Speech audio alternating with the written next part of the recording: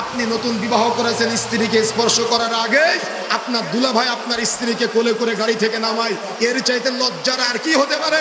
এই নির্লজ্জ 3 নম্বর শ্রেণীর দুলাভাই যারা আছে, এরা মজার ছলে এবং রাগ করে অনেক সময় বলে, শ্যালকের বিয়ে দেওয়ার জন্য মেয়ে দেখতে যাওয়ার সময় আমাকে নিয়ে যায়নি, আমি ওই বিয়েতেই যাব না। কি বলে না এমনটা? অথচ মনে রাখার চেষ্টা করবেন, দুলা ভাই, মামাতো ভাই, খালাতো ভাই, চাচতো ভাই, চাচা, মামা তো বহু দূরের কথা, ছেলের বাপ পর্যন্ত বিয়ের আগে ওই মেয়ের মাহারাম না, ওই মেয়েকে দেখতে পারে না। কেন? যে বিবাহের প্রস্তাব দিবে শুধুমাত্র সে মেয়েকে দেখবে, মেয়েকে পছন্দ করবে।